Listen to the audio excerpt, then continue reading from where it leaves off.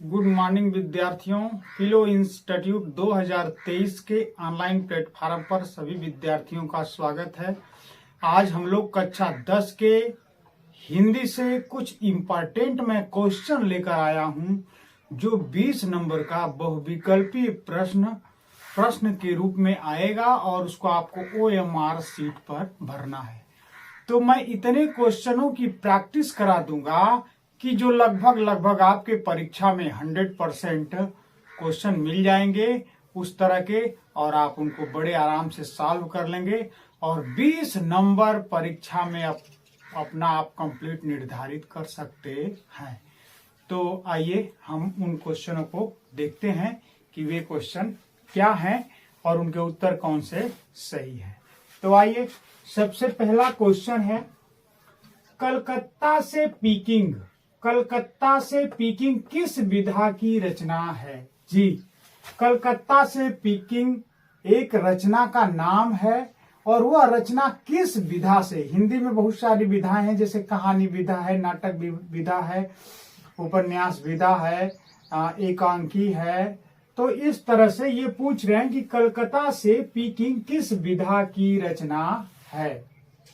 तो जैसा कि ऑप्शन में दे रखा है, यात्रा वृत्तांत, रिपोर्टाज, संस्मरण और कहानी।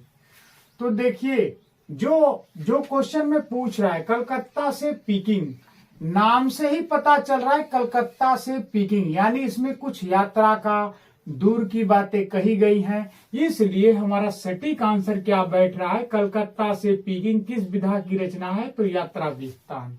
और इसका क वाला ऑप्शन सही है। इसका सही उत्तर होगा यात्रा वृत्तांत। कलकत्ता से पीकिंग किस विधा की रचना है? तो यात्रा वृत्तांत है। मैं यह क्वेश्चन इसलिए लेकर आया हूं ताकि हमारे विद्यार्थियों का ज्यादा से ज्यादा रिवीजन हो सके और डाउट दूर हो सके। हमारी वीडियो कम से कम 4 बार देख लीजिए, ऐसे क्वेश्चन दिमागों में एकदम सेट हो जाएंगे और आपको परीक्षा में किसी दूसरे से हेल्प लेने की, मदद लेने की जरूरत नहीं पड़ेगी। आइए क्वेश्चन नंबर 2 पे चलते हैं। क्वेश्चन नंबर 2 है कि खादी के अर्थशास्त्र के रचनाकार कौन है? प्रश्न है, खादी के अर्थशास्त्र के रचनाकार कौन है? एक कृति दी है, उसके रचनाकार का नाम बताना है। कृति का नाम है खादी के अर्थशास्त्र। ऑप्शन में क्या है? डॉक्टर राजेंद्र प्रसाद, राम कुमार वर्मा, जयशंकर प्रसाद और अज्ञे। तो हम क्या करेंगे, इसमें खादी के अर्थशास्त्र के रचनाकार जो हैं वो डॉक्टर राजेंद्र प्रसाद हैं। इसका भी क वाला आंसर सही है, डॉक्टर राजेंद्र प्रसाद। डॉक्टर राजेंद्र प्रसाद की कृति का नाम है खादी के अर्थशास्त्र। चलिए अब तीसरे क्वेश्चन पे चलते हैं। तीसरा क्वेश्चन है, निम्नलिखित में प्रयोगवादी कवि कौन है? निम्नलिखित में प्रयोगवादी कवि कौन है? नाम दिया है निराला, ख में दिया सुमित्रा नंदन पंत, ग में महादेवी वर्मा, घ में अज्ञे दिया। तो देखिए, जो प्रयोगवादी धारा है वो 1940 के बाद शुरू होती है, यानी द्विवेदी युग के बाद छायावाद युग, छायावाद के बाद जो युग आता है उसी को प्रयोगवादी युग कहते हैं। तो ये 3 जो है वो छायावादी युग के कवि हैं। प्रयोगवादी युग के कवि कौन है? अज्ञे हैं। प्रयोगवादी कवि कौन है? अज्ञे हैं। तो घ वाला ऑप्शन क्या है इसमें? सही है। ये 3 कैसे हैं? निराला, सुमित्रा नंदन पंत और महादेवी वर्मा कैसे हैं? तो छायावादी युग के कवि हैं। प्रयोगवादी के कवि कौन है? अज्ञे, इसलिए हमारा घ वाला ऑप्शन सही होगा। आगे दिया, परिमल के रचनाकार, बहुत इंपॉर्टेंट। परिमल एक कृति है, इन 4 कवियों में से बताना है कि किस कवि द्वारा लिखी गई है परिमल। परिमल के रचनाकार हैं, क ऑप्शन है सुमित्रा नंदन पंत, ख है अज्ञे, ग है प्रेमचंद्र, घ है सूर्यकांत त्रिपाठी निराला। तो जो परिमल के लेखक हैं वो हैं सुमित्रा नंदन पंत। इसका भी क वाला ऑप्शन सही है कि परिमल के रचनाकार का नाम है सुमित्रा नंदन पंत। मुंशी प्रेमचंद उपन्यास सम्राट हैं, उपन्यास लिखते हैं। सूर्यकांत त्रिपाठी निराला की भी आधुनिक युग में छायावादी कवि, इनकी रचनाएं हैं। अज्ञे प्रयोगवादी युग के कवि हैं। यहाँ पे परिमल के रचनाकार का नाम क्या है? सुमित्रा नंदन पंत। आगे है अनुराग शब्द में कौन सा उपसर्ग है? बहुत अच्छा क्वेश्चन। जो शब्दों के आगे जोड़ा जाता है उसे उपसर्ग बोलते हैं। तो यहाँ पे दिया अनुराग शब्द में कौन सा शब्द है छुपा, कौन सा मतलब उपसर्ग लगा है? तो हम क्या करेंगे देख लेंगे। अनुधन राग, अनुधन राग अनु उपसर्ग है। कौन सा उपसर्ग होगा इसमें? तो अनु उपसर्ग होगा। ग वाला ऑप्शन क्या है? बिल्कुल सही है, अनु उपसर्ग जुड़ा है। अगला क्वेश्चन है 6 नंबर वाला कि इत्यादि में कौन सी संधि है? इत्यादि, इत्यादि में कौन सी संधि है? पहला दिया है दीर्घ संधि, ख दिया है वृद्धि संधि, ग दिया है गुण संधि, घ दिया है यण संधि। तो हम देख रहे हैं इति धन आदि, इति धन आदि, इत्यादि, इत्यादि में कौन सी संधि है? तो यण स्वर संधि है। कौन सी संधि है? यण स्वर संधि है। ना दीर्घ है, ना गुण है, ना वृद्धि है।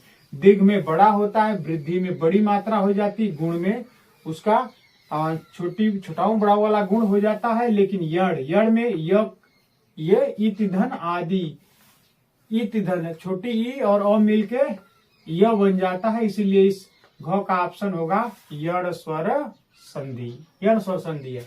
प्रश्न नंबर 7 दिया है सोरठा के प्रथम और तृतीय चरण में कितनी मात्राएं होती हैं? सोरठा के प्रथम और तृतीय चरण में कितनी मात्राएं होती हैं? बेहद इंपॉर्टेंट क्वेश्चन है, इसको आप लोग बताइए। मैं 10 सेकंड का समय ले रहा हूं, आप लोग तुरंत बताइए कि सोरठा के प्रथम और तृतीय चरण में कितनी कितनी मात्राएं होती हैं। 100% प्रश्न पेपर में आने वाला है, या तो सोरठा आए या तो दोहा आए। इसको मैं आपको 10 सेकंड का टाइम दे रहा हूं, 10 सेकंड में बताइए कौन सा ऑप्शन सही है। चलिए देख रहा हूं मैं। आइए टाइम हो गया, इसका मैं आंसर बता दे रहा हूँ। सोरठा के प्रथम और तृतीय चरण में कितनी मात्राएं होती है? तो 11 मात्राएं होती हैं। सोरठा के ये जो है सोरठा के प्रथम और तृतीय चरण में कितनी मात्राएं होती है? 11। इसी का उल्टा दोहा में कितनी होती है? 13 होती है। दोहा के प्रथम और तृतीय चरण में मात्राएं कितनी होती है? 13, लेकिन सोरठा में कितना होता है? 11। 7 का क वाला ऑप्शन सही है। आगे दिया 4 राहों का समूह कौन सा समास है? 4 राहों का समूह मतलब 4 रास्ता जहां पर आकर मिलते हैं तो वहां कौन सा समूह होगा? तो हम जानते हैं जहां पे संख्यावाचक शब्द आ जाए वहां पे द्विगु समास होगा। तो 4 राहों का समूह कौन सा समास होगा? द्विगु समास होगा। 4 राहों के समूह को हम द्विगु समास के नाम से जानते हैं। ये मैंने 8 क्वेश्चन कराया, इन 8 क्वेश्चन को आप याद कर लीजिए। तब तक मैं कुछ और क्वेश्चन आपको इस तरह से आपको मैं लेके आ रहा हूं जो ज्यादा से ज्यादा मैं आपको रिवीजन करा सकूं, इसलिए मैं इस टाइप के क्वेश्चन को लेके आ रहा हूं। इसको आप नोट डाउन कर लीजिए, तब तक मैं दूसरा क्वेश्चन आपको दे रहा हूं।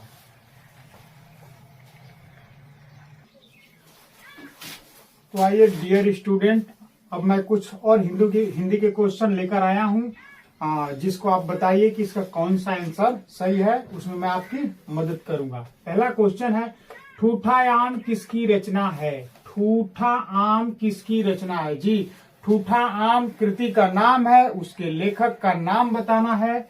तो ठूठा आम किसकी रचना है? भागवत सरोपाध्याय, अज्ञेय हजारी प्रसाद द्विवेदी, महावीर प्रसाद द्विवेदी। तो इसमें पहला वाला ऑप्शन सही है, भागवत सरोपाध्याय। ठूठा आम के रचनाकार कौन है? भागवत सरोपाध्याय। दूसरा क्वेश्चन है वीर गाथा काल के कवि है। 10 नंबर का क्वेश्चन है, वीर गाथा काल के कवि है। तो जो आदिकाल में रचनाएं होती थी उन्हीं को हम वीरगाथा काल के नाम से जानते हैं। तो वीरगाथा काल के कवि हैं भूषण, केशव, चंद्रवरदाई, घनानंद। तो यहाँ पे आएंगे चंद्रवरदाई जो पृथ्वीराज चौहान के वीरता का वर्णन करते थे। तो वीरगाथा काल के कवि कौन है? चंद्रवरदाई। अगला आंसू के रचनाकार, आंसू एक कृति का नाम है, इसके रचनाकार कौन है? तो आंसू के रचनाकार जयशंकर प्रसाद हैं। इसका क वाला ऑप्शन सही हो जाता है। आंसू के रचनाकार कौन है? जयशंकर प्रसाद हैं। इसका नंबर क वाला सही हो जाता है ऑप्शन। अगला है आजन्म में कौन सा समास है? आजन्म में कौन सा समास है? आजन्म में कौन सा समास है? द्विगु समास, कर्मधारय समास, तत्पुरुष समास, अव्ययी भाव समास। तो जहां पर अव्यय शब्द आ जाए, जैसे आ गया, आज जन्म, अव्यय शब्द आ गया तो अव्ययी भाव समास होगा। इसका घ वाला ऑप्शन सही होगा। आज जन्म में कौन सा समास होगा? तो अव्ययी भाव समास होगा। अगला है रात का तत्सम क्या होगा? रात का तत्सम शब्द, जो शब्द संस्कृत जैसे होते हैं उन्हें तत्सम शब्द कहते हैं। रात का तत्सम क्या होगा? तो रात्रि होगा, इसका ग वाला ऑप्शन एकदम सही है। रात का तत्सम क्या होगा, रात्रि।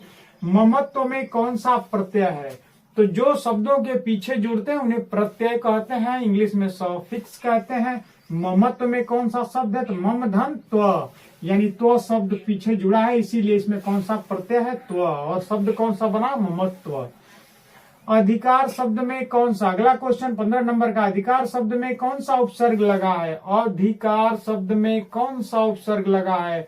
ऐसे शब्द जो शब्दों के पहले लगाए जाते हैं उन्हें उपसर्ग कहते हैं।